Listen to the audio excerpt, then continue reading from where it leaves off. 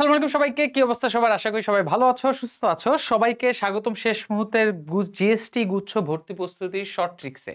তো আমরা আজকে কিছু ট্রিক্স শিখবো। তবে তার আগে বলে রাখি এই শেষ মুহূর্তে জিএসটি গুচ্ছ কোর্সটিতে তুমি যদি ভর্তি হও তাহলে সর্বমোট 60 প্লাস লাইভ ক্লাস, সেই সাথে গুচ্ছকে কেন্দ্র করে ফিজিক্স, কেমিস্ট্রি, ম্যাথ, বায়োলজির উপর 40টা প্লাস লাইভ ক্লাস থাকবে এবং বিভিন্ন পরীক্ষার আগে, সেই সাথে বিভিন্ন পরীক্ষার আগে তোমাদের সাজেশনমূলক ক্লাস এবং বাংলা ইংলিশের আর্কাইভ ক্লাস থাকবে। তো এই কোর্সে ভর্তি কেন হবা? কারণ আমাদের গুচ্ছ পরীক্ষা যেহেতু সবার শেষের দিকে হয়, তাই এখন থেকে তুমি যদি চাও তাহলে গুচ্ছের অন্তর্ভুক্ত যে বিশ্ববিদ্যালয়গুলো সেখানে ভালো ভালো সাবজেক্টগুলো তুমি পেতে পারো আমাদের সাথে ভর্তি হয়ে। তো এখন তোমাদেরকে কিছু শর্ট ট্রিক্স দেখাবো। যেমন ধরো এরকম একটা প্রশ্ন আসে যে বাহক মহিলা ও স্বাভাবিক পুরুষের মধ্যে বিয়ে হলে কত শতাংশ মেয়ে স্বাভাবিক দৃষ্টি সম্পন্ন হবে? ধরো অপশন হিসাবে আসলো যে মনে করো এরকম 4টা অপশন আসলো। একটা হচ্ছে 25%, বি অপশন আসলো হচ্ছে মনে করো 50%, ঠিক আছে? সি অপশন হিসাবে আসলো ধরো 75% এবং ডি অপশন হিসাবে ধরো আসলো হচ্ছে 100%। এখন তোমার এরকম একটা অবজেক্টিভ আসলো, তুমি কিভাবে অ্যান্সার করবা? তো তুমি ধরো রাফ করতে যাচ্ছ, ধরো একটা পুরুষ, সে হচ্ছে স্বাভাবিক ছিল, স্বাভাবিক, ওকে ফাইন। তারপরে ধরো একটা মহিলা, সে বলছে বাহক, তাহলে বাহক দিলাম। এখন আমরা জানি লাল সবুজ বর্ণান্ধ রোগে আক্রান্ত যারা হয়, মানে স্বাভাবিক যারা হয়, পুরুষের সেক্স ক্রোমোজোম হচ্ছে এক্স এবং ওয়াই, তাই না? এটা আমরা সবাই জানি। আর যে সকল মেয়েরা বাহক হয় তাদের ক্ষেত্রে একটি ক্রোমোজোম আক্রান্ত হয়, একটি ক্রোমোজোম স্বাভাবিক থাকে।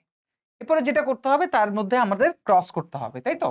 তো আমরা যদি এখন ক্রস করি তাহলে প্রথমে একটি মেয়ে বাহক জন্মাবে, তারপরের মেয়েটা হচ্ছে স্বাভাবিক জন্মাবে, তারপরে একটি ছেলে কি হবে?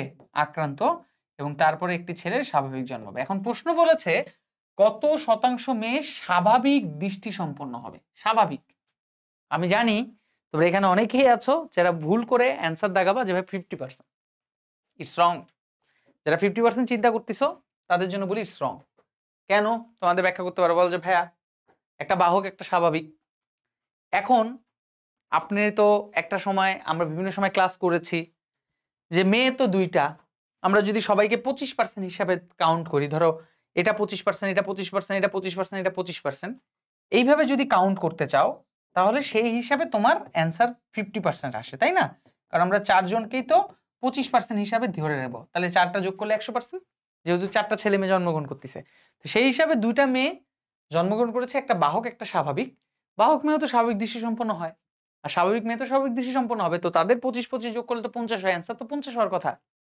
ওকে ফাইন, তোমার যুক্তি ঠিক আছে, কিন্তু বুঝতে হবে, বলছে যে একজন বাহক মহিলার সাথে একজন স্বাভাবিক পুরুষের বিয়ে হলে কত শতাংশ মেয়ে স্বাভাবিক দৃষ্টি সম্পন্ন হবে? তুমি বলো তো ভাইয়া, এই দম্পতির যদি মেয়ে জন্মগ্রহণ করে, ধরো 5টা মেয়ে জন্মগ্রহণ করলো, 5টা ছেলে মেয়ে হতে পারে না, এরকম 5টা মেয়ে জন্মগ্রহণ করলো, তারা অবশ্যই ওই 5 জনের মধ্যে কেউ না কেউ বাহক হবে, কেউ না কেউ স্বাভাবিক হবে, তাই তো হবে। এখন বাহক হোক আর স্বাভাবিক হোক, তারা তো সবাই স্বাভাবিক দৃষ্টি সম্পন্ন হবে। যদি সবাই স্বাভাবিক দৃষ্টি সম্পন্নই হয়, তা সবাই মানে কি? যখন সবাই কথাটা আসবে, মানে বাহক হোক আর স্বাভাবিক হোক, সবাই তো স্বাভাবিক দৃষ্টি সম্পন্নই হবে, লাল সবুজ বর্ণান্ধ রোগে আক্রান্ত হবে না, বা লাল সবুজ রংটা চিনতে পারবে। যখন সবাই স্বাভাবিক দৃষ্টি সম্পন্ন হচ্ছে, তার মানে 100%। এই কারণে এটার অ্যান্সার হচ্ছে 100%। এই প্রশ্নের ক্ষেত্রে অনেকে আমরা ভুল করি, আমাদের প্রশ্ন বুঝতে ভুল হয়। তোমাদের আমার পক্ষ থেকে তোমাদের কাছে সাজেশন থাকবে, প্রশ্নটাকে বুঝো তারপর অ্যান্সার করো। ম্যাক্সিমাম স্টুডেন্ট এটা 50% জায়গায় আসবে, কিন্তু পরে এসে চিন্তা করবে 50% আমরা কখন দিতাম যদি এমন হতো একটা আক্রান্ত মেয়ে একটা স্বাভাবিক মেয়ে, তাই না?